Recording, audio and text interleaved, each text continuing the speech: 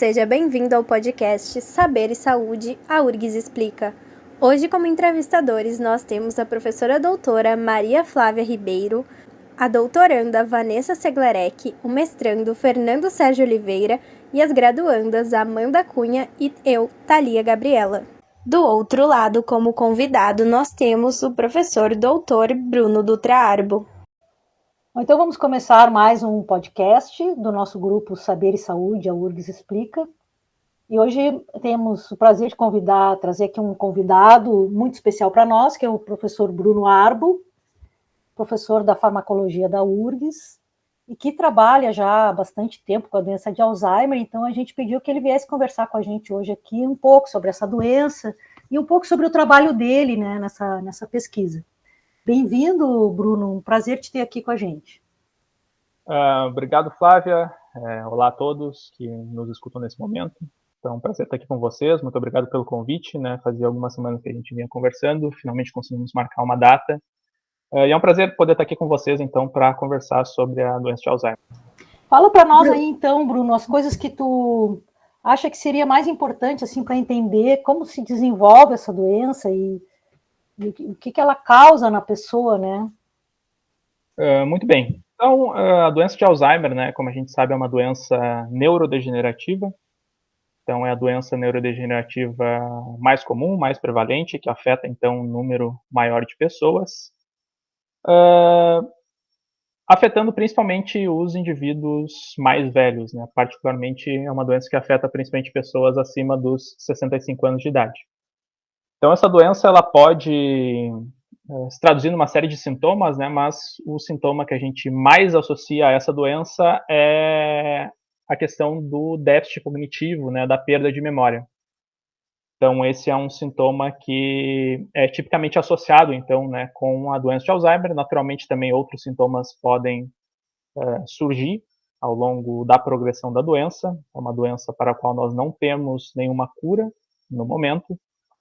E esse, então, é um grande desafio que a gente tem, né, na ciência da saúde, na medicina, que certamente vai ocupar muito espaço aí de debate nas próximas décadas. Então, hoje nós temos uma população que cada vez vive mais pelo avanço da medicina, e a idade é o principal fator de risco, então, né, para o desenvolvimento da doença de Alzheimer. Então, na medida em que a gente tem cada vez, né, um número maior de idosos, a nossa expectativa é de que cada vez a gente tenha, né, um número maior de pessoas, né, que possam desenvolver a doença de Alzheimer.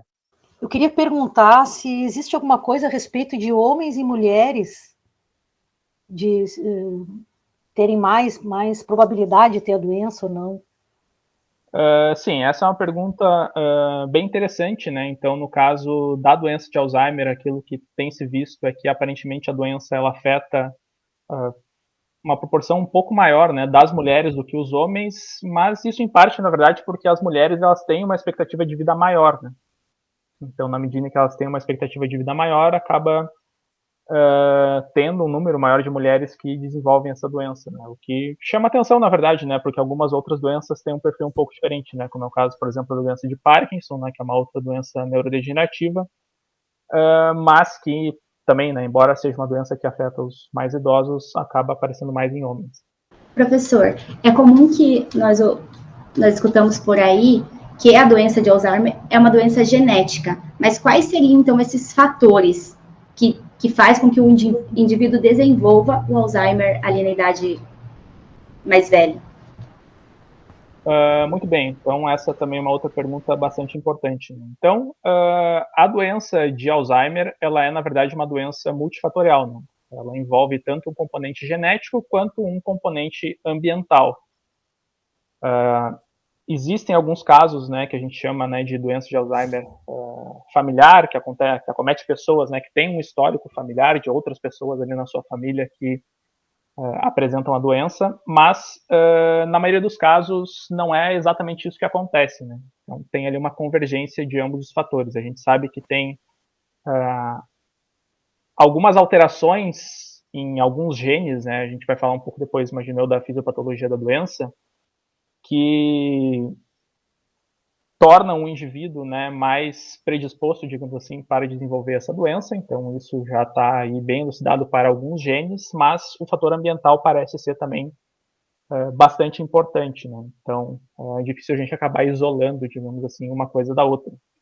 Mas tem algumas coisas interessantes nesse sentido, né? Então, as pessoas que têm uma contribuição maior, né, desse fator genético, geralmente são pessoas que acabam desenvolvendo sintomas de maneira mais precoce. Então, essa doença, ela acomete, como eu falei, principalmente indivíduos idosos, sintomas aparecem geralmente após os 65 anos de idade, mas tem alguns casos, né, de doença com um fator predominantemente genético em que o indivíduo ainda mais jovem, né, com 50 anos, por exemplo, já pode apresentar alguns sintomas. E quais que seriam os fatores ambientais? Por exemplo, existe estudos, ou a gente ouve ou lê por aí essas chamadas sensacionalistas ou não, dizendo que pode ser um problema da sua alimentação que desenvolva o Alzheimer. É correto isso? Quais são, então, esses fatores? Essa é uma área que tem avançado muito, na verdade, ao longo das últimas décadas. Então, a gente tem algumas limitações importantes, ainda conforme eu falei, no que diz respeito ao manejo dos pacientes, né, com doença de Alzheimer. Então, a ausência de uma cura, né, é a principal delas. Então, uma das coisas, né, que tem se tentado estudar cada vez mais são formas para a gente prevenir o surgimento dessa doença, né, que é um pouco disso, né, que tu acabaste de perguntar. Então, tem alguns fatores mais conhecidos. O principal fator de risco é a idade. Tem alguns outros fatores, né? Então, hipertensão, diabetes parecem também ser fatores de risco. Tem um pouco de controvérsia em relação à questão da obesidade. Alguns estudos já associaram também a obesidade com um risco aumentado de desenvolvimento de doença de Alzheimer. Outros estudos acabaram não achando essa relação de maneira tão clara. Mas tem também fatores protetores, né, que acho que é importante também de mencionar, né? Então, tem se visto, por exemplo, que a prática de exercício físico parece proteger contra o desenvolvimento da doença. Indivíduos que conseguem se manter mentalmente, digamos assim, mais ativos, que se dispõem a aprender coisas novas, né, ao longo da sua vida, também parecem, de alguma forma ou de outra, né, estar um pouco mais protegidos, né? Então, indivíduos que daqui a pouco aprende a tocar um instrumento musical ou a desenvolver uma outra atividade, aprende um novo idioma, um indivíduo que, sei lá, pratica algum tipo de, né, alguma outra atividade, por exemplo, joga xadrez, algum tipo de atividade que demande ali algum tipo de esforço mental, geralmente tem se visto que isso pode ser protetor, que é algo bem interessante também. Professor, com relação a esses fatores, né, de predisposição e tudo, eu queria saber se teria alguma forma de identificar precocemente o Alzheimer e, se sim, se tem alguma forma de prevenir ou de amenizar, assim, né, os agravos dessa doença. Essa é uma pergunta também que é bastante comum, né? Então, da mesma forma como eu falei que se avançou muito na questão, né, da compreensão desses fatores de risco e fatores de proteção para a doença, uma área que evoluiu e continua evoluindo bastante, na verdade, é a área de diagnóstico. Então, a doença de Alzheimer é uma doença, conforme eu falei, progressiva, é uma doença que apresenta uma fisiopatologia complexa, então as alterações no encéfalo desses pacientes, elas começam a acontecer vários anos antes de que os sintomas eles se manifestem. Então, existe ali uma certa janela temporal, digamos assim, entre o momento em que começam essas alterações no encéfalo dos pacientes e o momento em que o paciente ele começa a apresentar, por exemplo, sintomas como déficit de memória. Então, o diagnóstico, na verdade, da doença de Alzheimer ele é um diagnóstico que pode envolver, na verdade, várias avaliações diferentes, né? Então, uma avaliação do histórico médico, por exemplo, um exame clínico do paciente, são medidas aí bem tradicionais. Então, vai se avaliar se o paciente ele tem algum caso de Alzheimer na família, vai se avaliar também ali os sintomas que o paciente apresenta, vai se tentar fazer diagnóstico diferencial também para excluir outras causas que possam resultar também em sintomas como perda de memória e alterações comportamentais que esses pacientes eventualmente apresentam. Mas tem vários exames, né, tanto envolvendo a detecção de biomarcadores, como exames de imagem, por exemplo, que podem ser realizados para auxiliar nesse diagnóstico.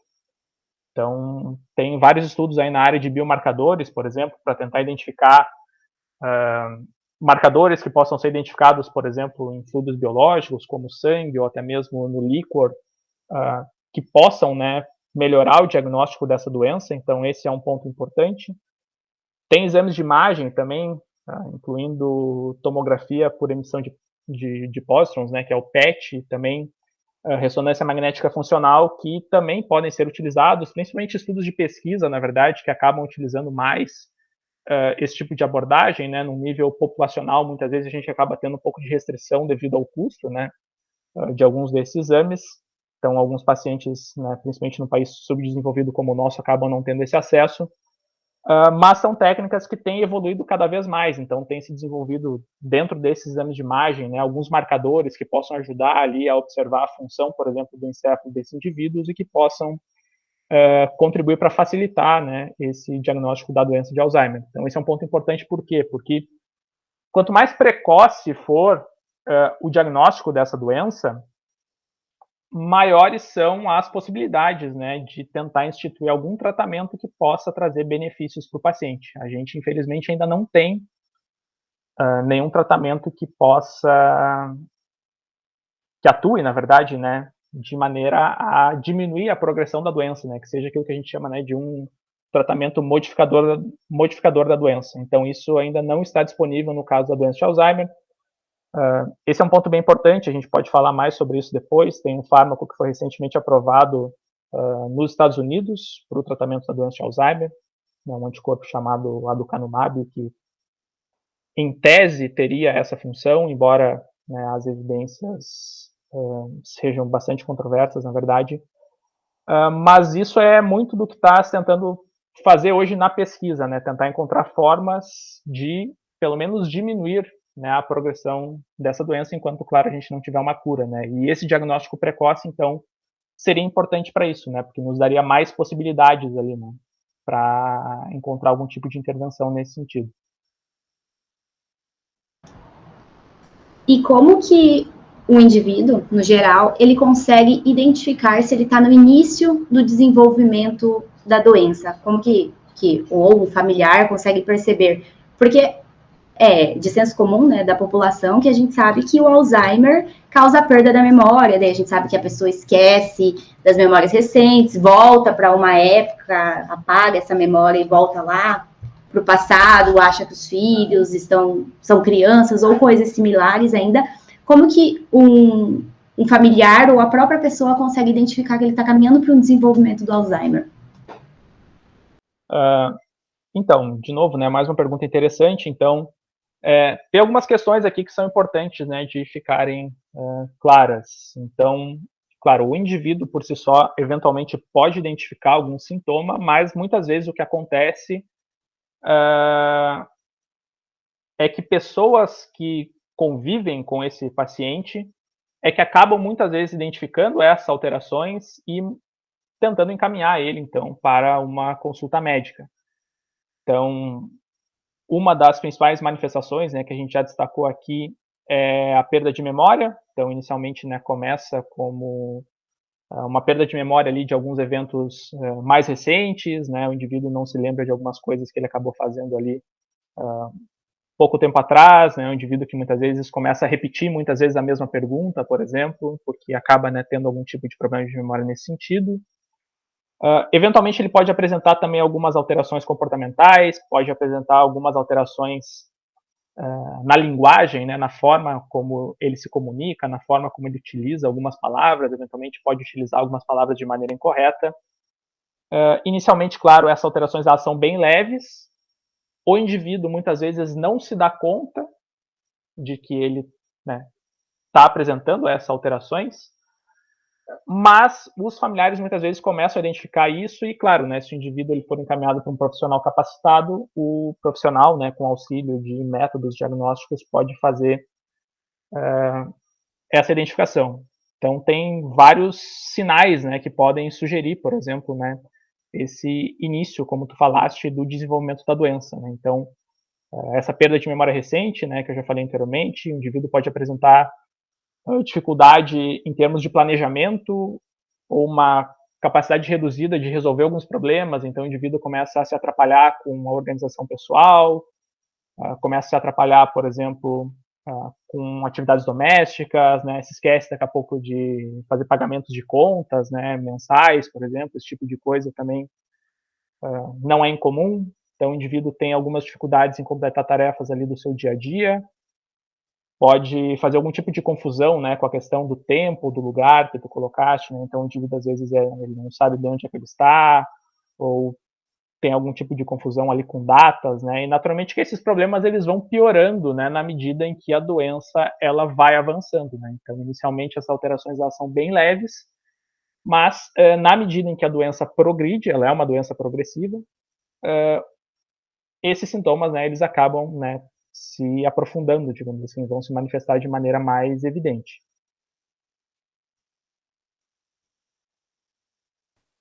Eu tenho uma dúvida, porque, na verdade, como não tem um sintoma muito claro no começo, né, muitas vezes também acaba confundindo com outros tipos de demência, com outros tipos de... Como a pessoa já tem mais idade também, só o fato da própria demência senil, né, que acontece quando a pessoa vai avançando na idade, pode confundir ali e ficar pensando, isso é coisa de velho mesmo, né? Esse sintoma aí, isso é da idade, e aquilo vai meio que sendo mascarado, né, por essa semelhança aí, principalmente, acho, no começo, né, quando ainda não há um sintoma grave, mas são essas pequenas coisas aí que acabam, né, não caracterizando bem. Não sei se tu teria algo para falar para nós sobre esse diagnóstico diferencial aí. Esse é o ponto importante, né? Conforme eu falei antes, né, o indivíduo, né, o paciente, né, muitas vezes ele não consegue reconhecer, né, no início o fato que ele pode ali, quem sabe, estar com um quadro, né, inicial ali de doença de Alzheimer. Então, existem algumas alterações que são naturais do envelhecimento, então isso é importante que fique claro, né? Então, naturalmente, né, a gente tem um certo declínio cognitivo, por exemplo, e uma redução na capacidade de realização de algumas atividades à medida com que nós envelhecemos. Mas, naturalmente, né, a doença de Alzheimer não é um aspecto normal do envelhecimento, né? Então, algumas dessas dificuldades elas vão se manifestar de maneira muito mais severa, né? Principalmente, né, com o passar do tempo. Então, no início pode ser um pouco difícil, de fato, de fazer essa distinção, mas à medida que o tempo passa, geralmente, né, esses sintomas eles vão se agravando. Então, o profissional, claro, ele tem várias ferramentas à disposição dele, né? No caso, o médico que vai fazer esse diagnóstico.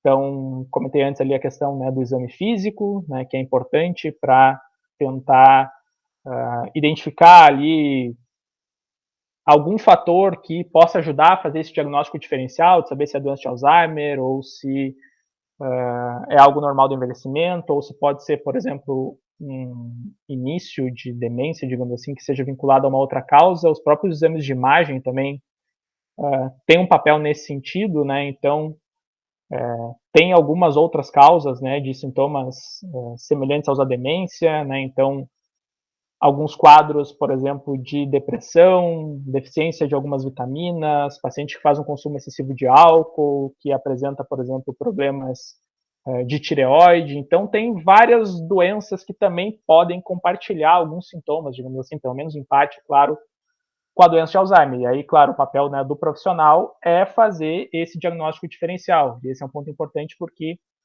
ao contrário da doença de Alzheimer, que tem opções mais limitadas de tratamento, muitas dessas outras causas têm opções bem melhores, né, de tratamento, né? Por exemplo, problemas da tireoide, por exemplo, entre outros.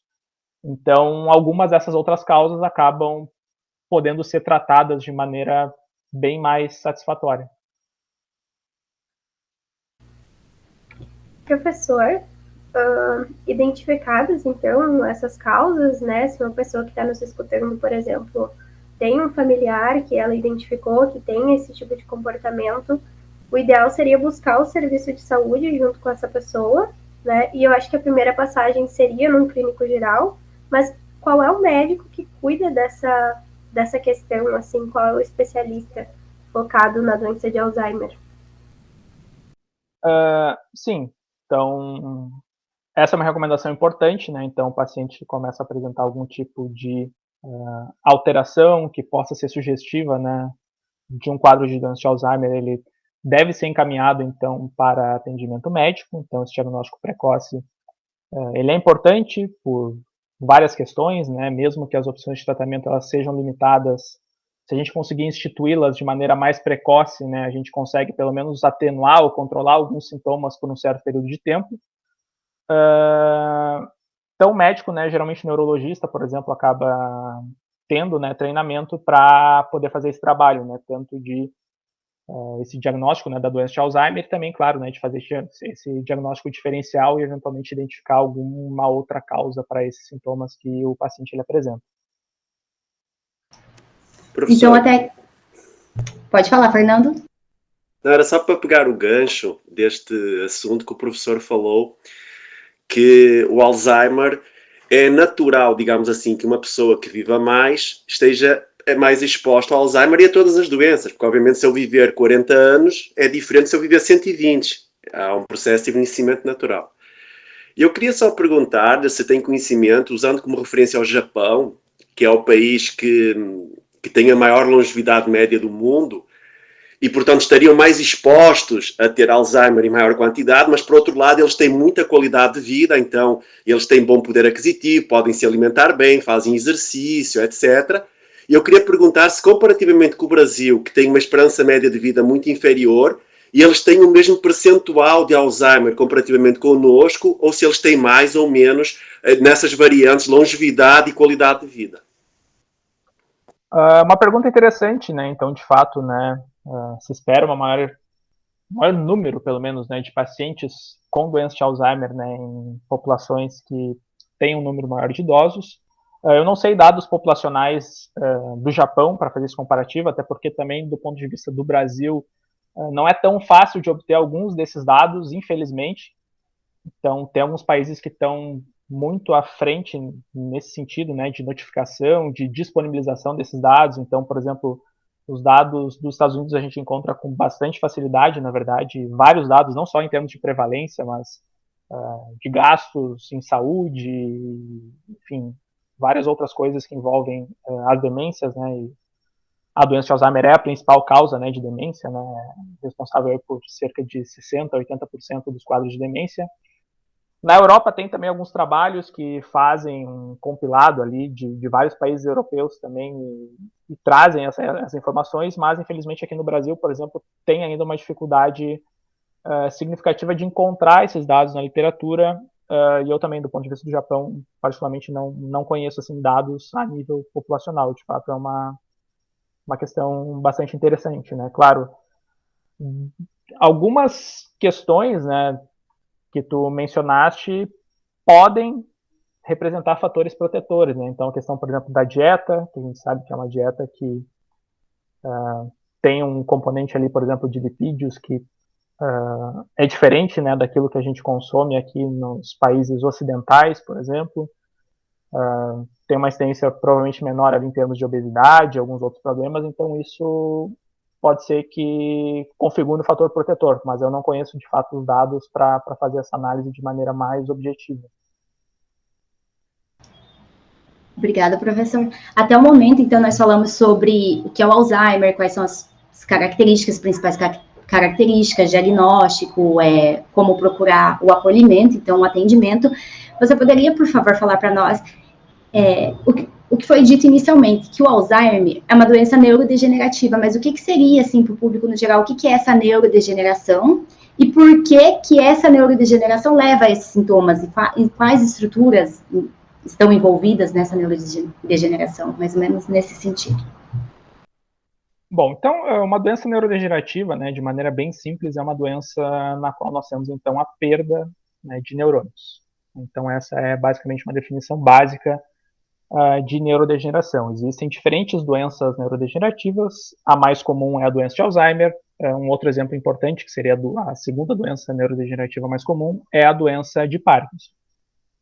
Dependendo da região do encéfalo onde ocorre, então, essa morte neuronal, o paciente ele pode apresentar, claro, né, diferentes sintomas que vão caracterizar essas doenças.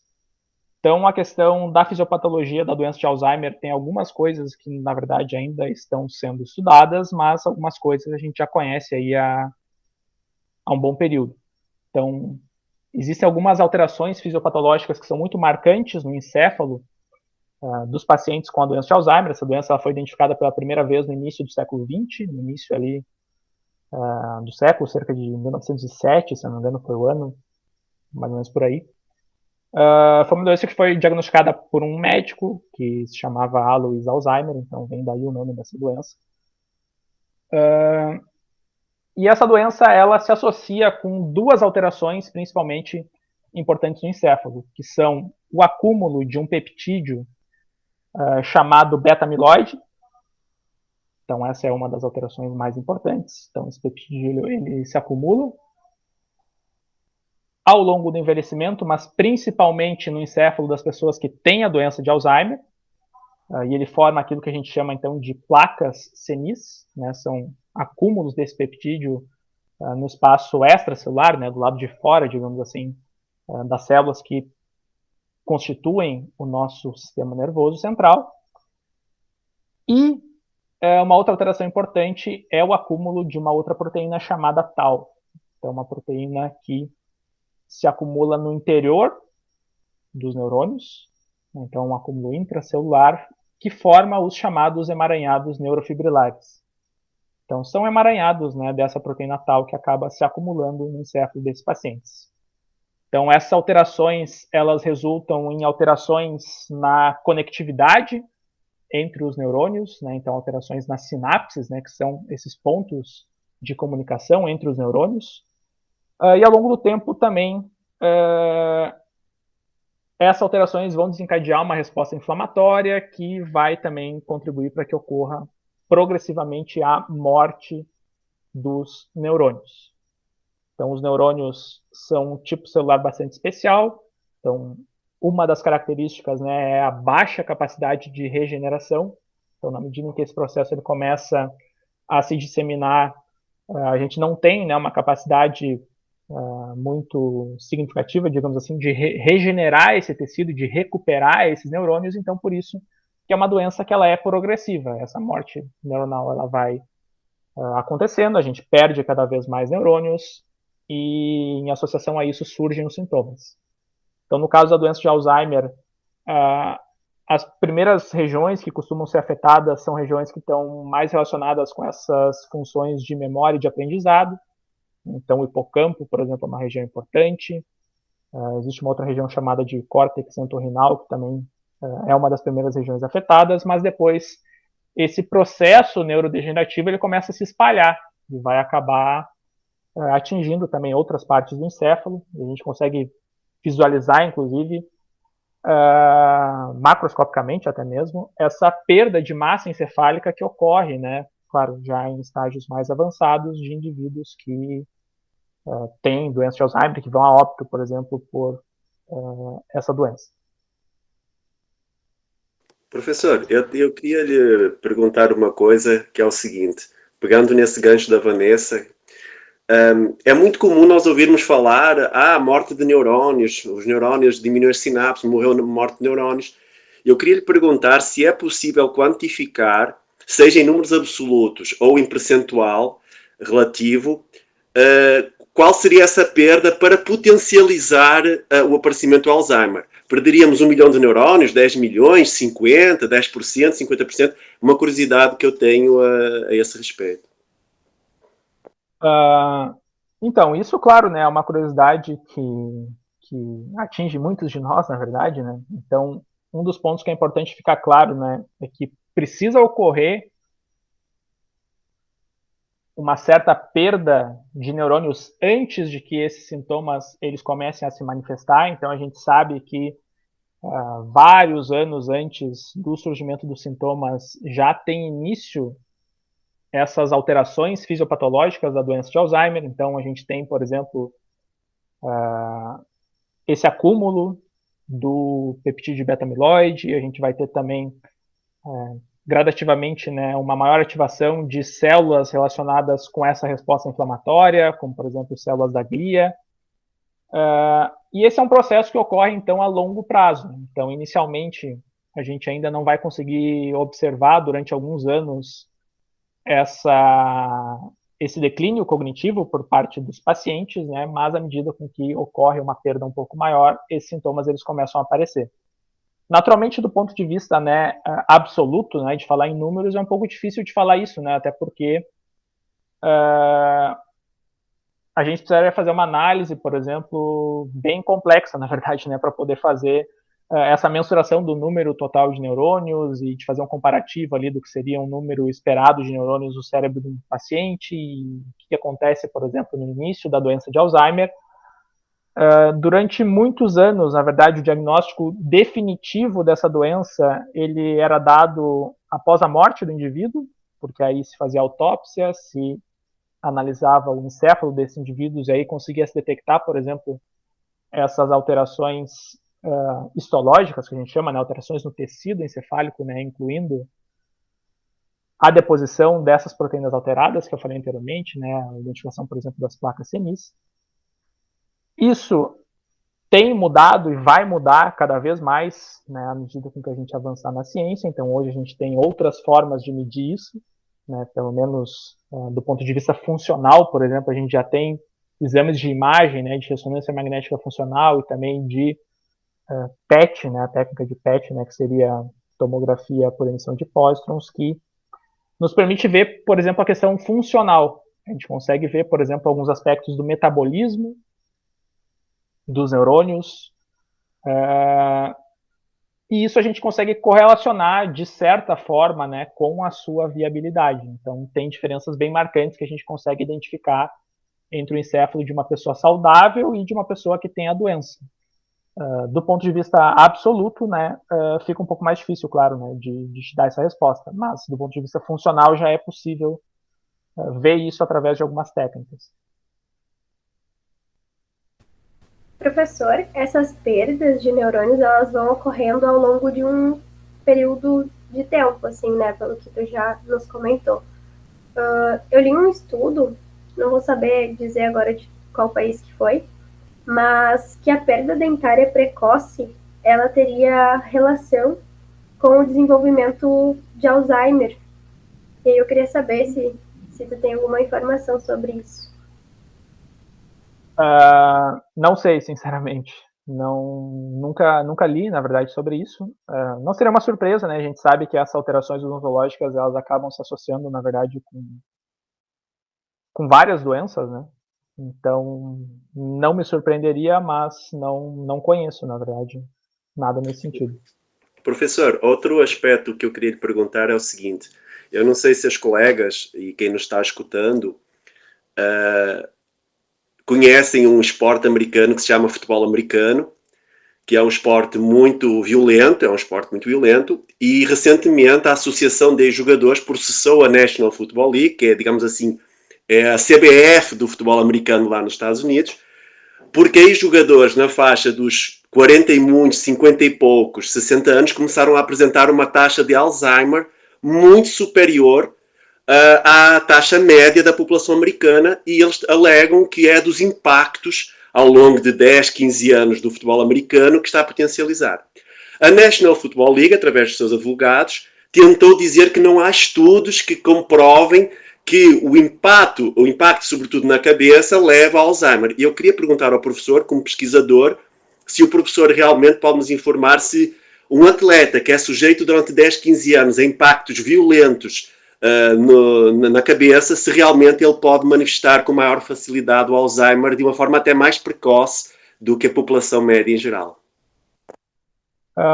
Então, existe uma preocupação, né, no ambiente esportivo, que é um ambiente que particularmente me agrada, com essa questão dos impactos, né, que ocorrem na cabeça, né? Não só no futebol americano, também em outros esportes. Claro, o futebol americano, por ser um esporte, né, que envolve muito contato, acaba se associando muito, né, com isso. Então, existem hoje, por exemplo, já algumas regras que envolvem protocolos de concussão, por exemplo, cerebral, que era algo que anteriormente não se tinha. Hoje a gente já tem um protocolo já bem mais restrito, então o jogador, por exemplo, que sofre uma concussão, ele tem que seguir um protocolo, não pode continuar na partida, tem que passar ali por várias avaliações, que é algo que anteriormente não se tinha muito, assim, né? Pelo menos não de maneira formal, digamos assim. Isso também acontece em outros esportes, né? Esportes, por exemplo, artes marciais, né? Esportes de luta, né? A gente sabe que tem comissões atléticas que regulam esses esportes em diferentes países. Nos Estados Unidos, particularmente, né?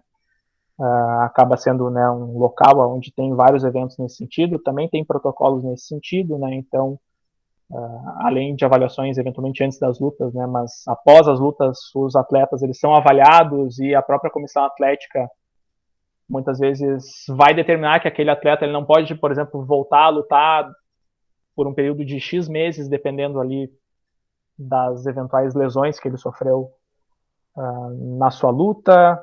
O próprio futebol também tem evoluído bastante nisso, né? Tem uma preocupação grande também com essa parte da concussão.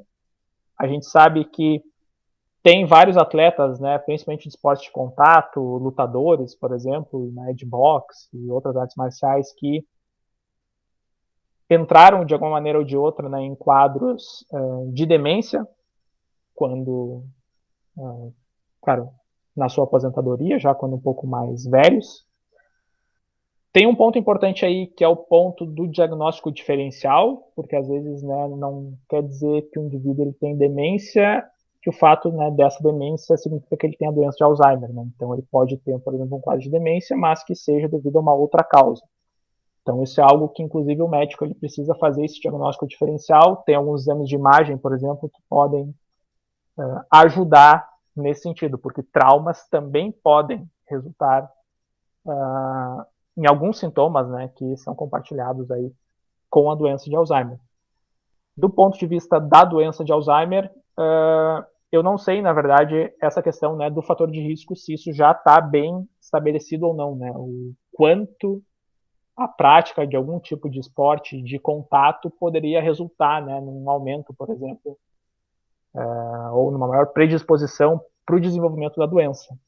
Mas tem sim vários atletas, alguns conhecidos, que desenvolveram quadros de demência, e isso, sem dúvida nenhuma, motivou, né, que hoje se tenha um cuidado maior do que se teve no passado com essa questão desses impactos.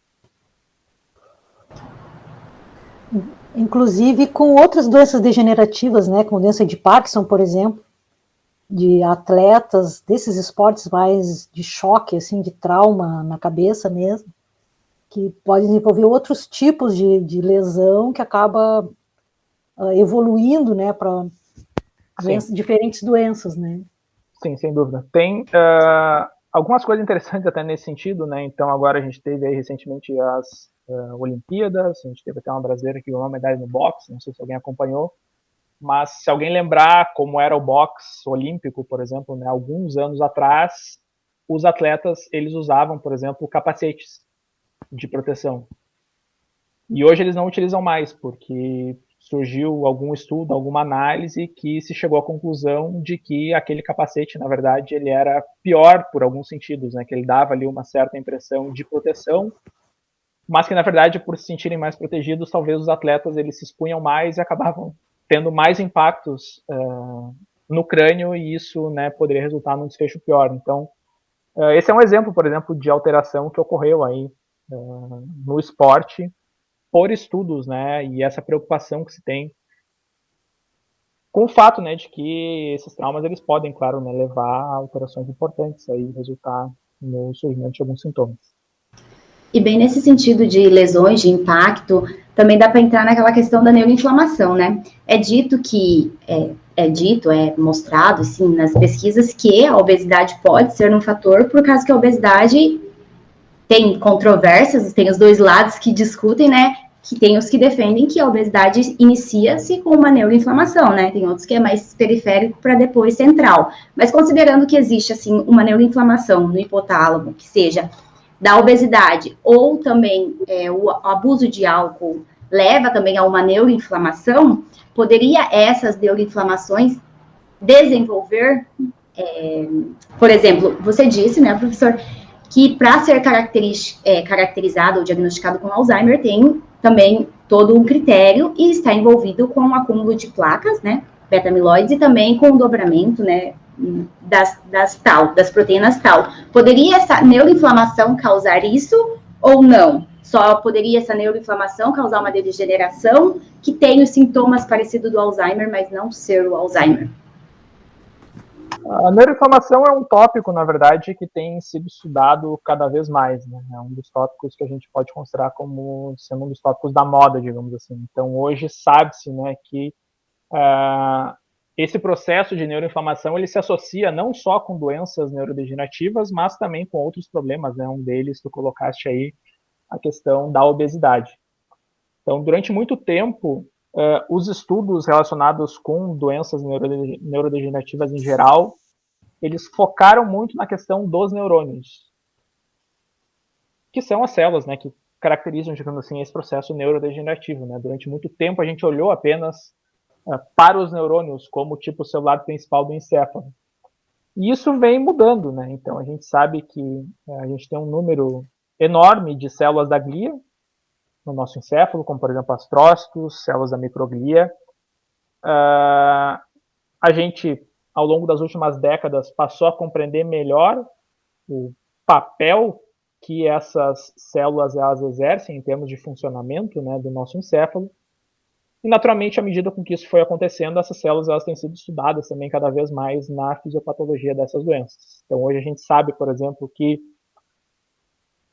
esse acúmulo de proteínas que ocorre, por exemplo, na doença de Alzheimer, ele vai estimular algumas funções que são exercidas por essas células. E quando essas células, né, elas tornam-se ativas, elas podem liberar, enfim, fatores inflamatórios que vão desencadear uma resposta inflamatória no encéfalo. Então tem toda uma discussão, né, em relação à inflamação, se a inflamação ela é benéfica, ela é maléfica. Então a gente sabe, né, que a inflamação é uma resposta preservada ao longo da evolução por, enfim, muitos e muitos séculos, porque ela tem, claro, né, um papel importante, principalmente a curto prazo, mas a longo prazo a gente sabe que tem algumas situações em que essa resposta inflamatória ela pode ser prejudicial. Então, essa questão da hipótese neuroinflamatória para tentar explicar a doença de Alzheimer é algo que tem ganhado força, né? Ainda tem bastante coisa que a gente não sabe nesse sentido. A gente investiu muitos e muitos anos de estudo na chamada hipótese amiloidérgica, né? Que seria essa hipótese, né, que correlaciona esse acúmulo de beta-amiloide com o desenvolvimento da doença de Alzheimer. Então, os últimos 20, talvez 30 anos de pesquisas foram muito focados nessa área. Então, a maior parte, por exemplo, dos ensaios clínicos aí dos últimos 10 anos relacionados com a doença de Alzheimer, eles focaram nessa parte do peptídeo beta-amiloide, no desenvolvimento, por exemplo, de anticorpos que possam remover esse peptídeo do encéfalo dos pacientes. Mas o que tem se observado? Tem se observado que muitos desses ensaios, eles na verdade falharam, tiveram resultados negativos, e isso passou, né, um pouco essa impressão de que, bom, talvez a gente esteja olhando para alguma coisa que por si só não consegue explicar a gênese dessa doença, e talvez a gente precise olhar também para outros fatores. Então, um dos fatores que tem sido mais estudados nesse sentido são essas questões relacionadas à resposta neuroinflamatória. Tem alguns estudos nessa área, tem estudos que já tentaram, por exemplo, associar o uso de anti-inflamatórios, por exemplo, como um fator protetor para o desenvolvimento da doença de Alzheimer. Tem alguns resultados controversos, mas no geral não parece ser uma coisa muito clara, não parece ser uma coisa muito evidente. Na verdade, já se tentou estudar vários fármacos, né, nesse sentido de tentar ver se algum medicamento poderia ser reposicionado no sentido de ser utilizado como um fator protetor contra o desenvolvimento da doença. Então, fármacos utilizados também para o tratamento de hipercolesterolemia, né, estatinas, por exemplo, que são utilizadas por pacientes que têm níveis elevados de colesterol, também já foram bastante estudadas. Mas até o momento a gente ainda não encontrou nenhuma alternativa aí que se mostre verdadeiramente eficaz nesse sentido, de tentar proteger contra o desenvolvimento da doença, mas essa parte neuroinflamatória é algo que tem aí tentado se estudar bastante. A gente tem, inclusive, um colega aqui da universidade, o professor Eduardo Zimmer, meu colega de departamento de farmacologia, que tem vários estudos nessa área, né? Tanto de diagnóstico, mas também de tentar entender um pouco, né, o papel desses outros tipos celulares no contexto da doença de Alzheimer. Então, parece que estudar Alzheimer é algo muito complexo, né? Os pesquisadores vêm há muito tempo levando uma surra, que apesar de, como o professor disse, alguns pontos terem talvez falhado ou pecado, trouxe luz para muita coisa, né? Trouxe o entendimento de muitas coisas. Mas, assim, assim, falando no geral do que foi dito até agora, então, que a doença, ela não é possível evitar ou frear, evitar ela, o desenvolvimento dela no momento, então, acontece a degeneração e ainda o neurônio não é capaz de regenerar, então não é possível. Então, até o momento que deu a entender é que os pesquisadores tentam desenvolver algo que reduza, né, que freie o avançamento da doença, não o avançamento não é o termo, né, o avanço da doença. Então, o ideal é que se previna, que não existe uma prevenção, mas que se tente, assim, com hábitos comportamentais, exercício físico, estudos, leituras diárias, tentar aprender técnicas ou desenvolver habilidades novas para manter o encéfalo, o cérebro em atividade, mas o professor também disse que até o momento não existe nada que freie isso, mas para dar uma luz e dar uma esperança, porque a gente sabe que é muito difícil, e antes parecia que quase não tinha, né, indivíduo com Alzheimer. Não sei se é a questão mesmo, como foi dito, só era diagnosticado pós-morte, mas hoje a maioria da população ou conhece, ou tem alguém que conhece um indivíduo que tem um Alzheimer. E todos, né, ficam se perguntando a cada momento que a gente esquece de alguma coisa ou que a gente tem um comportamento diferenciado, a gente pensa, opa, será que estou desenvolvendo Alzheimer? Será que terei Alzheimer tendo familiar ou não tendo familiar? Então, até o momento, para dar uma luz, existe algo próximo ou que está indo para um caminho que... Não, existem pesquisas no mundo que estão sendo promissoras até o momento, em ratos ou in vitro, em alguma coisa assim que deu uma esperança para a gente, ou ainda não, estamos às cegas tentando entender algo? Excelente pergunta. Bom, vários fatores que tu disseste agora, né, acho que cabe agora ressaltar, né? Então, só para passar alguns dados, né? Nos Estados Unidos, a doença de Alzheimer atualmente é a quinta ou sexta principal causa de morte, mesmo afetando, né, claro, né, indivíduos geralmente com uma idade mais avançada, mas já é a quinta ou sexta causa de morte nos Estados Unidos. Bastante preocupante, né? E a gente tem visto um comportamento particularmente interessante. Interessante, mais ou menos, né? Com o avanço da medicina, a gente tem visto uma redução na taxa, por exemplo, de mortalidade em termos percentuais por vários tipos de doença. Então, a gente tem visto, por exemplo, uma redução, por exemplo, na taxa de mortes relacionadas com doenças cardiovasculares, porque a gente tem aumentado bastante a capacidade de diagnóstico, a gente tem hoje vários tratamentos, por exemplo, para as mais diversas condições aí que afetam o coração, controle de hipertensão, por exemplo, de outros fatores de risco, né, envolvendo, por exemplo, dislipidemias. A gente tem, por exemplo, técnicas cirúrgicas hoje muito mais avançadas do que a gente tinha algumas décadas atrás, então a gente consegue, muitas vezes, evitar, né, um número bem significativo de mortes com esses avanços na área da medicina. Se a gente pensar, por exemplo, algumas outras doenças, né, infecções por vírus HIV, né, e consequentemente a AIDS, foi uma doença que explodiu aí principalmente, né, na década de 80. Então isso mobilizou vários estudos ali naquele momento para tentar encontrar, por exemplo, uma cura. Começou lá atrás a se desenvolver os antivirais, AZT, ali no final da década de 80, início dos anos 90. Era basicamente o primeiro tratamento, né, que se tinha de maneira mais específica contra o vírus HIV. Posteriormente foram surgindo outros antivirais, então hoje a gente tem coquetéis. E os pacientes que são infectados, se fizerem aí o tratamento de maneira adequada, podem viver aí por muitos e muitos anos, na verdade. Então, também reduziu muito expressivamente nos últimos 20 anos, por exemplo, esse percentual de mortes associadas, por exemplo, ao vírus HIV. Então, dados aqui dos Estados Unidos mostram uma redução de mais de 60% nos últimos 20 anos devido a mortes por HIV. E a gente tem observado um fenômeno oposto com a doença de Alzheimer. Então, ao longo dos últimos 20 anos, teve um aumento aí de mais de 140% em termos de taxa de mortalidade associadas com a doença de Alzheimer, porque cada vez mais as pessoas chegam, né, em idades mais avançadas, inclusive porque a gente consegue preservá-las de morrer, muitas vezes por outras causas. Elas desenvolvem essas doenças neurodegenerativas e, bom, os tratamentos, eles infelizmente ainda não são satisfatórios, né, dentro dos objetivos, claro, que a gente esperaria. Então, das principais causas de morte aí do mundo, né, entre as 10 principais causas de morte, a doença de Alzheimer é a única que a gente não consegue nem prevenir, pelo menos, né, não de maneira sistemática, digamos assim, curar ou desacelerar. Então, esse é um dado que ele, de fato, é bastante preocupante.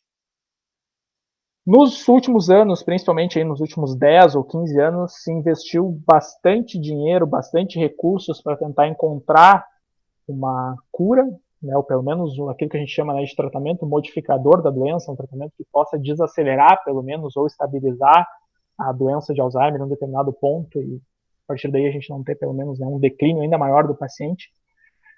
Mas até o momento não fomos bem sucedidos, né? Essa é a grande verdade. Então, a principal estratégia que se utilizou aí nos últimos 10 ou 15 anos, nesses estudos clínicos, envolve o uso de anticorpos monoclonais destinados aí a essas proteínas que encontram-se alteradas na doença de Alzheimer, principalmente peptídeo beta-amiloide. Então, o que se pensou? Bom, se o peptídeo beta-amiloide ele se acumula e é um fator importante para o desenvolvimento dessa doença, se a gente desenvolver um anticorpo que remove o peptídeo beta-amiloide do encéfalo desses pacientes, não vai acumular o peptídeo beta-amiloide e, consequentemente, a gente pode, quem sabe, proteger o indivíduo das complicações relacionadas com a doença de Alzheimer. Então, algumas indústrias farmacêuticas testaram isso ao longo da última década. Geralmente, os ensaios eles não tiveram resultados positivos e esse tratamento é um tratamento que ele é muito caro. Então, são ensaios aí que envolvem um investimento altíssimo aí de bilhões de dólares por parte da indústria farmacêutica, e isso acabou culminando aí num episódio bastante controverso, na verdade, nesse ano. Né? Então, tu perguntaste em termos de perspectiva. Esse ano a gente teve, por parte da agência regulatória americana, né, o FDA, a aprovação de um novo fármaco para o tratamento da doença de Alzheimer, né, um anticorpo chamado aducanumab. Então, um anticorpo que ele é destinado contra o peptídeo beta-amiloide e ele consegue remover esse peptídeo beta-amiloide do encéfalo, então, dos pacientes que têm a doença de Alzheimer. Então, esse peptídeo, esse anticorpo, ele é injetado por via intravenosa, ele consegue penetrar no encéfalo dos pacientes e ajuda, então, a remover aquelas chamadas placas amiloides, né, ou placas sinis. O que os estudos, né, por que essa aprovação ela foi controversa, muito controversa? Inicialmente, né, os dados dos estudos ainda pré-clínicos, né, em modelos animais, os primeiros estudos com seres humanos, eles pareciam bem promissores, em termos de uma eficácia por parte desse anticorpo. Então, se viu que de fato ele conseguia remover o peptídeo beta-amiloide, se viu que aparentemente se tinham ali alguns benefícios do ponto de vista cognitivo, e a fabricante, né, chamada Biogen, aí, desse anticorpo, deu início a 2 grandes estudos aí de fase 3, são estudos, os últimos estudos, digamos assim, que a gente realiza na ciência, né, para tentar identificar a eficácia de um novo fármaco e tentar pedir, claro, né, a aprovação pelas agências competentes para que a gente possa comercializar, então, esse fármaco como um medicamento. O que aconteceu com o aducanumab? Então, em 2015, começaram esses 2 estudos, que eu falei anteriormente, fase 3, envolvendo aí mais de 1.000 pacientes em cada um deles. E em março de 2019, a indústria anunciou que não daria continuidade a esses estudos. Então, eles tinham ali analisado já uma parte dos pacientes. Tem uma análise que eles fazem nos dados ao longo da progressão do estudo clínico para ver se vale a pena continuar ou não com aquele estudo, e eles chegaram à conclusão que, com os dados que eles tinham até ali, não adiantava seguir o estudo até o final, porque eles não encontrariam um dado de eficácia. Então, não valeria a pena manter esse investimento. Foi uma grande decepção na época, porque era um fármaco ali que se tinha uma expectativa grande sobre ele, embora alguns outros anticorpos já tivessem resultados negativos anteriormente, esse ainda se tinha ali uma esperança. E bom, e foi assim, um banho de água fria, digamos assim, quando surgiu essa notícia. Então, imediatamente as ações, por exemplo, dessa indústria, elas acabaram caindo. E bom, e mais um fármaco ali que aparentemente tinha falhado nesses ensaios. Alguns meses depois, entretanto, né, no final de 2019, eles anunciaram que aquilo que eles tinham divulgado no começo do ano estava errado, que aquela análise estatística ela não tinha sido bem conduzida e que eles tinham dados ali num grupo de pacientes que mostrava que se poderia ter algum tipo de benefício com o uso desse anticorpo. E imediatamente eles noticiaram que eles solicitariam, né, a aprovação do aducanumab junto ao órgão americano, né, o FDA. Isso foi algo, né, bem controverso na época, né, porque claro que eles precisam ter um cuidado muito grande, né, quando eles divulgam, por exemplo, uma análise como essa que eles tinham divulgado, né, que dizia que eles não continuariam esse estudo, né. Então, são indústrias enormes que investem muito dinheiro, tem vários acionistas, né, então é um trabalho que certamente passou aí na mão de muita gente antes de ser de fato divulgado, né, a público aí para os seus acionistas. Então, eles solicitaram essa aprovação, esse processo tramitou aí junto à agência americana por mais ou menos uns 2 anos, 1 ano e meio, mais ou menos. Durante esse período, a agência ela reuniu um comitê de especialistas, né, incluindo professores, médicos, eram 11 especialistas, foram reunidos aí no final de 2020. E esse comitê tinha um papel de aconselhar, digamos assim, a agência americana no sentido de aprovar ou não esse novo medicamento. Dessas 11 pessoas, 10 disseram que não viam evidências ali suficientes para que o fármaco ele fosse aprovado, e uma pessoa falou que não sabia. Ninguém falou, eu vejo condições de fazer essa aprovação. Então, o que se imaginava, né? Bom, não teremos o registro do fármaco, né?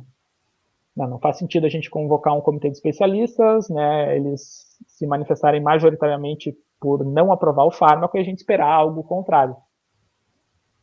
Mas foi o que acabou acontecendo agora, alguns meses atrás, na metade agora de 2021.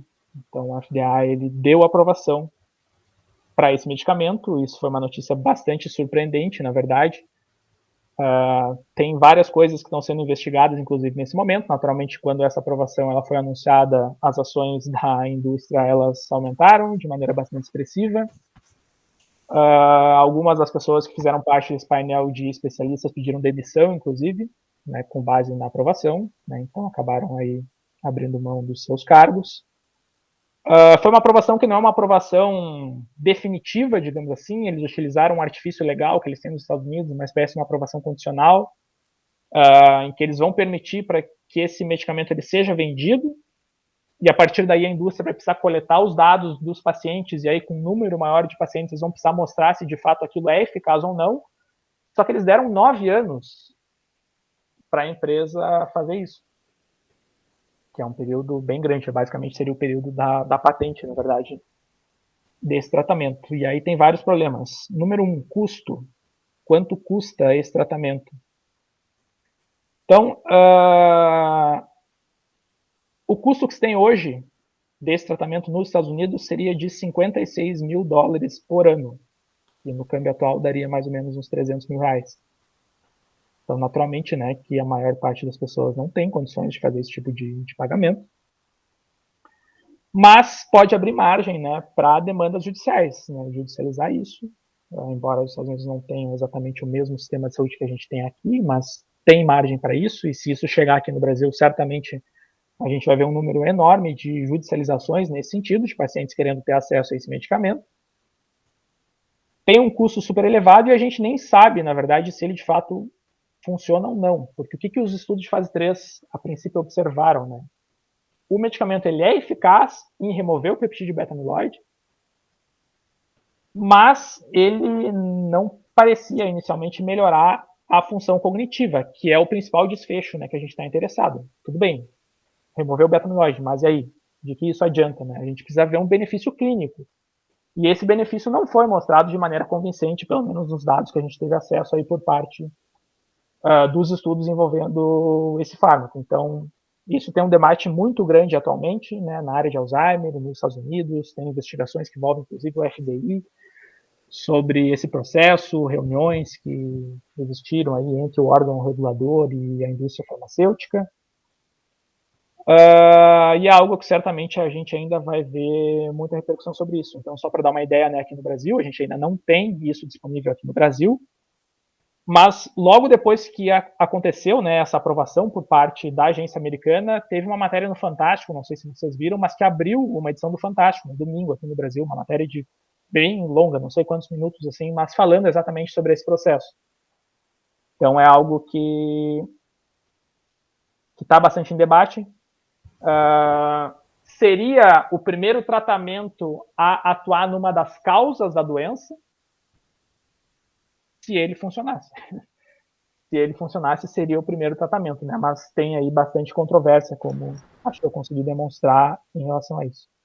Sim, tem toda essa questão que você citou, também não entra aqui, essa questão como é uma empresa acionista, tem a manipulação de mercado, tudo isso que envolve, que a gente fica com o pé atrás, mas também acho que um dos pontos importantes, que você acabou falando aqui no final, agora há pouco mesmo, é que ele remove esses acúmulos de proteínas, mas como você disse anteriormente, não adianta remover somente o acúmulo de proteína, até porque não sei se é isso mesmo, mas ao dizer que remove o acúmulo, não está dizendo que impede que se acumule novamente. A partir do momento que se acumula, vai degenerando mais neurônios.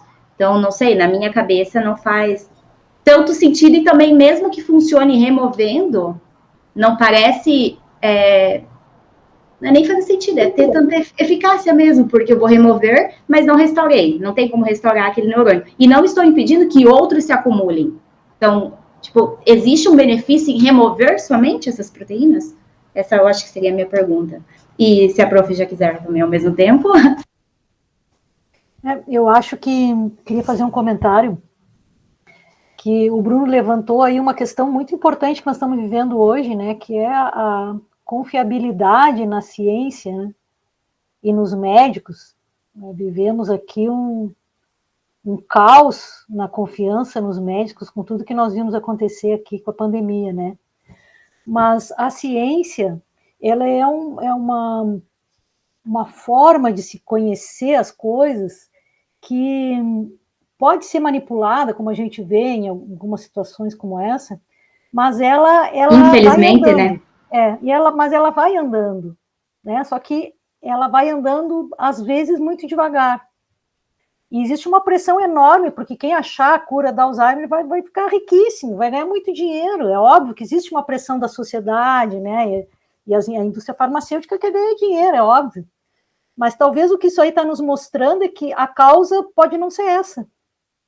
Exatamente. Simplesmente tu pode ter os agregados ali de proteínas e tal, que acompanham a doença, mas não quer dizer que isso causa a doença. Está ali ao lado, está junto, faz parte, mas pode não ser a causa. Então, isso nos indica que tem muito a estudar ainda sobre essa doença, porque é possível que apareçam outros fatores que determinam a doença que não é esse. Como o Bruno falou ali, se investiu muitos anos nessas proteínas, mas a ciência, ela é assim, né? E é preciso ter paciência para se chegar à ciência confiável, né? E não tentar apressar coisas para tentar ganhar dinheiro, porque senão... Bom, eu queria só pegar o gancho de falar para o Bruno sobre alguns tratamentos que existem hoje, tipo memantina, por exemplo, e anticolinesterásicos, que não sei se de fato atrasa um pouco a evolução da doença, ou é muito pouco que se consegue ver? Fala para nós. Né, só para fechar primeiro, né, o gancho anterior, essa questão que a Flávia colocou agora no final é bastante importante. Né? Então, claro, a ciência ela pode ser utilizada, né, de maneira não muito republicana, digamos assim, mas ela tem uma coisa, né, que é muito importante, que é o fato de que ela permite uma evolução e ela própria tem meios para eventualmente corrigir erros que foram cometidos ao longo de algum processo. Né? Então, acho que isso é uma mensagem que é muito importante ficar clara. Né? Não é o fato de eventualmente a gente ter aí algum tipo de problema envolvendo a indústria farmacêutica ou qualquer outra coisa que isso inviabilize a ciência ou torne a ciência desnecessária. Não, pelo contrário. Né? Então, isso é o que mostra o quão necessária é a ciência, né? A ciência bem feita, né? De qualidade com responsabilidade. Então, acho que esse é um ponto que precisa ficar claro, né? E tem, claro, várias pessoas que estão acompanhando esse processo, continuam acompanhando esse processo, e que têm se posicionado, né? Nesse sentido, né? De criticar daqui a pouco coisas que foram feitas e que não atenderam, né? Aquilo que a gente entende aí como o que seria o mais correto, né? Do ponto de vista científico e ético. Né? Então, esse é um aspecto bastante importante. Né? Em relação ao que a Vanessa falou, qual que seria a ideia, né, em relação a esse tratamento? Né? Administrá-lo principalmente em pacientes no início da doença, que ainda não tiveram, né, uma morte neuronal tão exacerbada, e a partir daí remover o peptídeo beta-amiloide, né, do encéfalo deles, para a partir daí tentar fazer com que esse processo, né, ele não evolua a partir dali. Mas tem, claro, várias perguntas, né? Então, uma delas é essa que falou, bom, isso não quer dizer que no futuro não possa vir a acumular de novo. Então, por quanto tempo que a gente vai tratar esse paciente? Esse paciente ele vai precisar ficar recebendo essas infusões todos os anos? Ou a partir do momento em que ele removeu o peptídeo beta-amiloide, ele pode ficar um tempo sem se tratar e depois volta? Então, isso tudo é algo que não se conhece, não se avaliou nos estudos, e isso é algo que a gente não tem nenhum conhecimento hoje, né, em relação a como seria a conduta mais adequada nesse sentido, mas a ideia seria um pouco essa. Em relação agora sim, né, a pergunta ali que a Flávia fez dos tratamentos atuais, né, os mais bem estabelecidos que a gente tem aí para a doença de Parkinson, a gente tem basicamente 2 grupos de fármacos que são utilizados nesse contexto. Então, o primeiro deles, né, que é o mais tradicional, são os chamados inibidores da colinesterase, né? Então, a colinesterase ou acetilcolinesterase é uma enzima que é responsável por degradar um neurotransmissor chamado de acetilcolina, que tem funções importantes, então, nessa questão de memória e de aprendizado. Então, a ideia é que, preservando, digamos assim, esse neurotransmissor, a gente possa ter alguns benefícios sintomáticos, né, nesses pacientes com doença de Alzheimer. Então, são fármacos utilizados já há algumas décadas, né, tem alguns exemplos, né, donepezil ou donepezila, rivastigmina, galantamina, são os 3 mais utilizados nesse contexto. Então, aparentemente, né, esse tratamento ele pode, pelo menos por algum tempo, reduzir esse declínio cognitivo, preservar um pouco, né, essa questão, né, da memória, essas alterações que envolvem, né, a linguagem e alguns outros processos aí relacionados com a função encefálica, mas, né, é importante falar que eles não atuam nos mecanismos relacionados com a neurodegeneração. Então, essa neurodegeneração ela vai continuar ocorrendo, a doença ela vai continuar progredindo e o paciente ele vai continuar tendo esse declínio. Claro, pode por algum tempo ele ter algum controle de sintomas, mas assim, a doença ela continua evoluindo. Então, é um tratamento que ele é paliativo, de certa forma, né, no sentido de evitar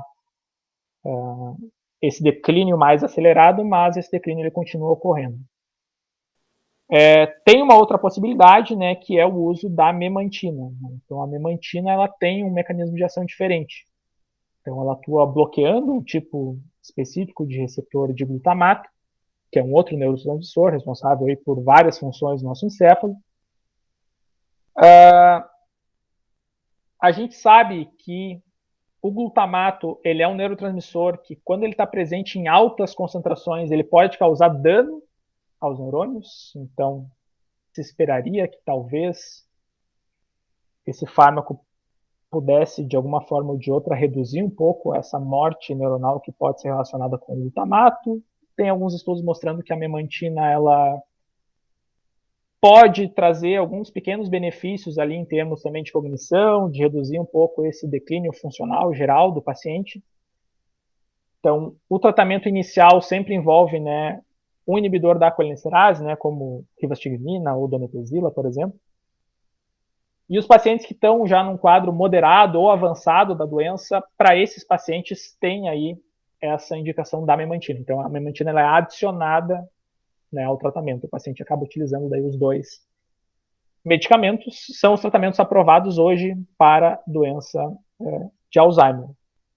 São tratamentos, conforme eu falei, que eles podem, por algum tempo, reduzir um pouco esse declínio por parte do paciente, mas é um efeito que, assim, não é definitivo, né? E o paciente ele vai continuar tendo esse processo neurodegenerativo e, eventualmente, vai entrar, claro, né, se ele viveu o suficiente para isso, num quadro de demência mais severa e a óbito devido à doença. Então, se tem uma expectativa de vida de mais ou menos uns 8 anos, a partir do diagnóstico da doença de Alzheimer. Claro, isso varia, né, com o momento em que essa doença ela foi diagnosticada, mas em média mais ou menos 8 anos, mas tem pacientes que chegam a viver até 20 anos, por exemplo, né, depois do diagnóstico. Então isso acaba sendo bem variável aí de uma pessoa para outra. Professor, eu tenho uma curiosidade e queria fazer uma abordagem por um outro caminho. A curiosidade era perguntar ao professor se a nível mundial existe algum pesquisador que seja a referência no assunto, que os outros pesquisadores seguem, o bam, digamos assim, do assunto. E também eu queria perguntar agora o seguinte, eu fui com o meu avô no médico, o médico diagnosticou que ele tem Alzheimer. Como é que a família deve reagir a partir daí, do ponto de vista de dar amor, carinho, compreensão, entendimento da situação? Como é que o professor aconselharia as pessoas que estão vivenciando uma situação destas em casa a lidar com uma situação tão difícil como esta?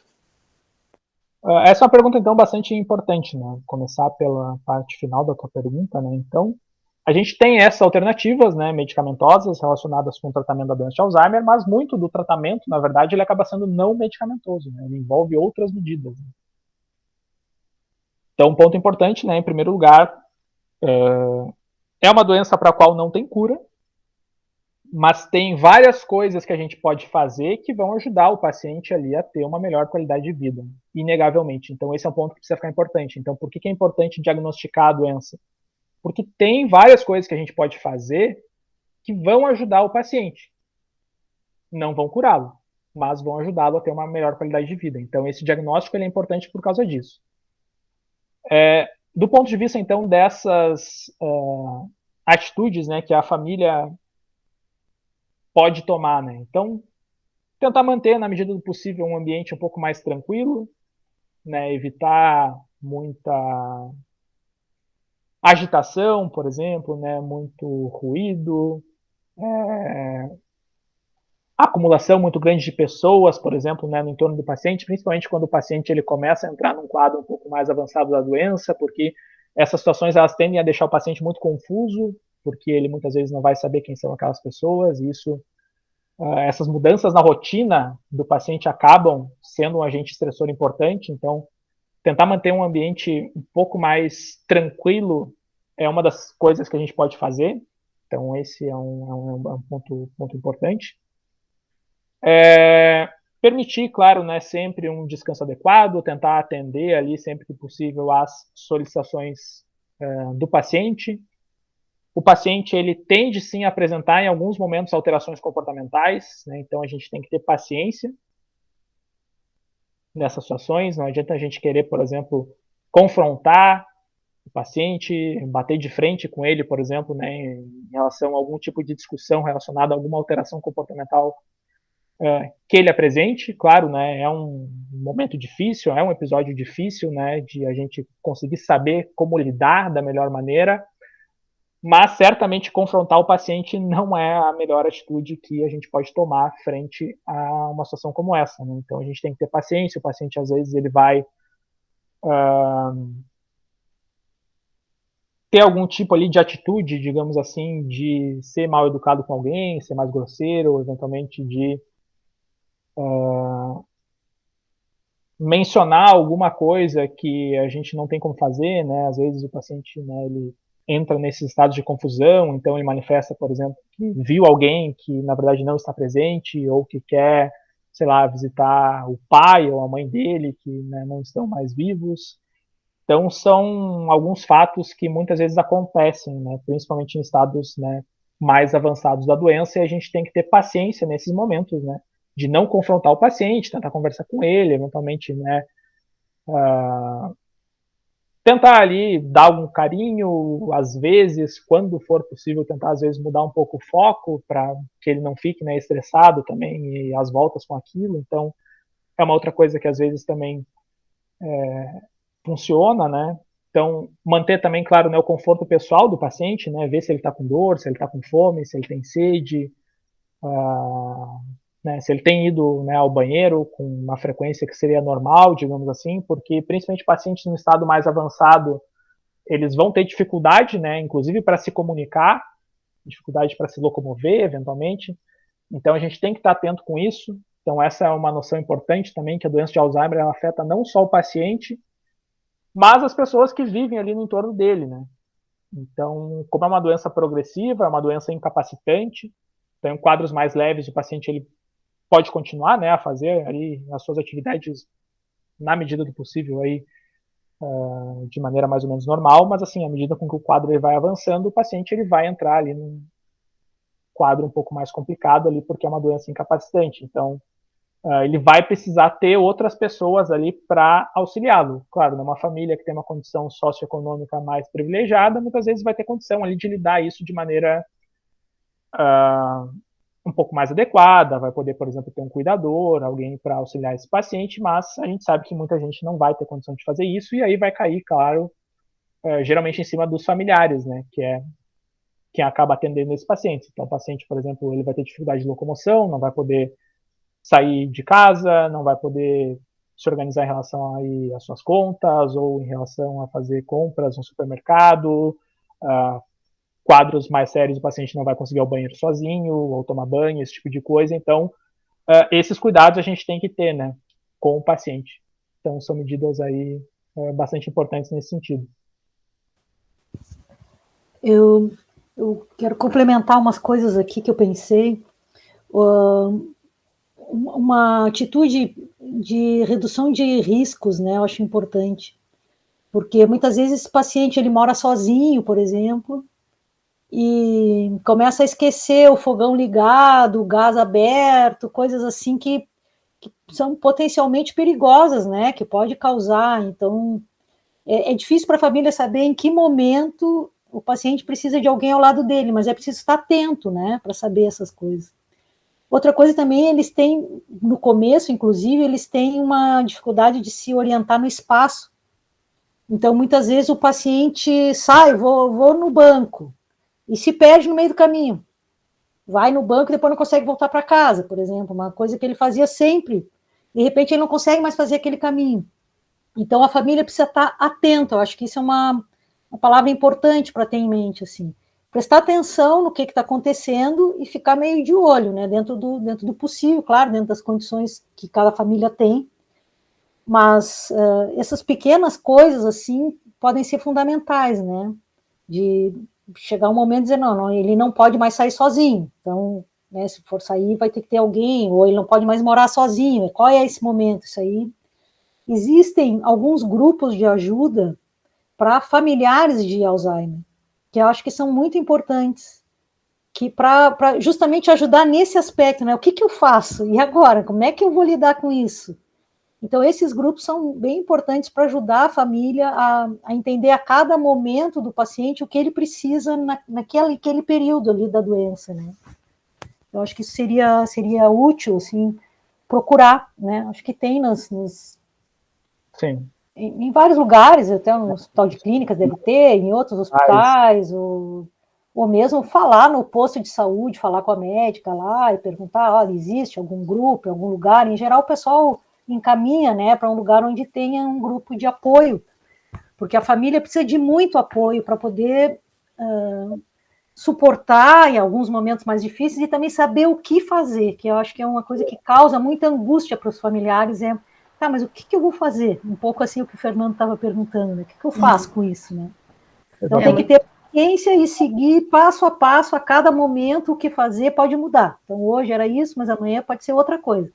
Então tem que ter calma e não buscar ajuda, né? Buscar alguém que tenha experiência com a doença e saiba auxiliar nas medidas que precisam ser tomadas. Professor, e pegando no gancho da professora Flávia, uma coisa muito interessante, quem nos possa estar a escutar e tem, por exemplo, 70 anos ou qualquer coisa, ou um familiar nessa faixa, e recentemente ouviu, ou ela própria disse, eu me esqueci das chaves do carro, me esqueci do programa TV que eu queria ver. O professor podia nos dizer, assim, para contextualizar, para finalizar, talvez, qual é a diferenciação do esquecimento que realmente o familiar pode achar estranho, ou aquela coisa que acontece com todos nós, de não me lembrei do nome de uma pessoa, onde pus as chaves do carro, etc. Sim, perfeito. Então, conforme eu falei, né, o envelhecimento ele se associa, assim, com algumas alterações que são naturais no nosso encéfalo. Então, a gente tem, sim, um certo declínio cognitivo. É possível que a gente, né, esqueça um pouquinho mais das coisas, isso é normal. Mas, assim, tem diferenças, né, logicamente, né. Então, a doença de Alzheimer, primeiro, que ela muitas vezes vai se associar com outros problemas, né. Então, a professora Flávia agora colocou muito bem ali algumas dessas situações, a gente acabou passando um pouco ali pela questão dos sintomas, mas à medida com que a doença ela progride, a gente tem esses problemas, né, do paciente ele ter essa confusão, ele se perder, ele não consegue mais fazer, por exemplo, um caminho rotineiro de ir da sua casa para o supermercado, ou de ir, sei lá, até a farmácia, ou até a casa de algum familiar, então às vezes daqui a pouco ele se perde no meio do caminho. Então, se a gente acompanhar aí, principalmente hoje, né, com redes sociais, volta e meia, né, quem associa, tem aí acesso a grupos, por exemplo, de uma cidade ou algum jornal, às vezes sai ali notícia de algum paciente que foi encontrado perdido ou que desapareceu indo a caminho de algum lugar, idosos, né, que geralmente, né, sofrem com esse tipo de problema. Então, mesmo isso, né, de esquecer coisas dentro de casa, né, isso que a Flávia mencionou ali do fogão, ou, sei lá, uma torneira, esse tipo de coisa acaba sendo bem comum. Então a gente tem que estar assim atento, né, para tentar evitar esse tipo de problema, né? Então por isso que invariavelmente o paciente ele vai precisar ter alguém ali, né, para dar um apoio para ele e tentar na medida do possível, claro, evitar que tais situações elas aconteçam, né? Mas no caso ali da pergunta do Fernando, então é isso, né? Um pouco a gravidade e a frequência, né, com que esses esquecimentos, esses problemas, eles acabam acontecendo, né? Então, esquecer algumas coisas eventualmente, né? Isso é perfeitamente normal. Mas daqui a pouco o paciente ele começa a repetir muitas vezes a mesma pergunta, por exemplo, né? Se esquece muito das coisas ao longo ali do dia a dia, coisas que ele fez, por exemplo, e ele já não lembra, e isso começa a acontecer com alguma frequência, e isso muitas vezes pode levantar uma suspeita, digamos assim, e claro, né? Aí, se o paciente for encaminhado ao médico, ele vai ter condições de fazer esse diagnóstico aí de maneira mais precisa. Bom, acho que a gente conseguiu abordar tudo. Eu tinha uma pergunta, não sei se dá tempo, mas é uma questão assim de conduta também, não sei se existe uma resposta mais adequada, enfim, que é a questão que o Bruno até comentou, que acontece, infelizmente, como ocorre essa degeneração, os indivíduos com Alzheimer tendem a querer ver pessoas queridas, mas que já faleceram. Essa é uma conduta que eu tenho bastante dificuldade de entender, porque é o certo que toda vez que, qual que é o mais adequado, nem questão de certo, que o indivíduo pede para ver, o familiar invente algo assim que depois vai ver e a pessoa vai acabar esquecendo, ou que fique repetindo todas as vezes que pede para ver um parente que já faleceu, contar que faleceu e vir todo aquele sofrimento novamente. Uma pergunta bem importante, né? Porque acho que muita gente talvez tenha essa dúvida, né? Geralmente uma das coisas que se fala mais é tentar não confrontar o paciente, né? Tentar não dizer assim, eu quero ver, sei lá, minha mãe. Sua mãe ela já morreu faz muito tempo. Geralmente isso não é aconselhável como uma atitude das mais corretas, né? Às vezes é bom falar, sim, sua mãe é uma pessoa maravilhosa e tudo mais. E tentar, claro, né, na medida do possível, depois quando o tempo passar, desviar um pouco o foco. Não ficar claro também, né, frisando aquilo, né, para manter essa motivação por parte, né, do paciente, né, mas geralmente o que se recomenda é não confrontar o paciente, né, e não trazer ali algo que rebata imediatamente aquele pensamento dele, né, porque isso muitas vezes vai estressar o paciente, né, ainda mais. Então, para fechar, inclusive, né, fica aí uma recomendação cultural para quem nos acompanhou até aqui. Esse ano teve um filme que concorreu ao Oscar, não sei se algum de vocês viu, se chama Meu Pai, um filme que é estrelado pelo Anthony Hopkins, e é basicamente, né, a história de um paciente que tem doença de Alzheimer. O filme não é um filme feliz, digamos assim, né, não tem como ser, mas é um filme muito bonito e que tem uma atuação aí espetacular assim dele. Ele ganhou inclusive o Oscar de melhor ator esse ano. O filme ganhou também o prêmio de melhor roteiro adaptado, se não me engano, porque é uma peça de teatro originalmente. E o filme ele ilustra muito disso, né, dos sintomas que o paciente ele apresenta e da relação dele com a família, né, e de como ele vai se estressando às vezes com algumas coisas que acontecem e de como ele tem às vezes, né, uma certa distorção ali da realidade. Então, acho que o filme é uma das melhores representações aí para quem não tem, né, esse contato, ou nunca teve, felizmente, né, esse contato ali com um paciente que tem a doença de Alzheimer. Acho que é uma representação aí bem legal e, enfim, é um filme muito bem feito, muito bem produzido, fica a dica. Só para complementar um pouco ali o que a Vanessa estava falando, eu acho que é importante para o familiar também saber que a doença ela vai mudando. Então, a conduta certa hoje pode não ser a conduta certa amanhã ou daqui a um mês. Então, em alguns momentos, tu pode dizer a verdade para ele, dizer, não tem como ir visitar essa pessoa e tal.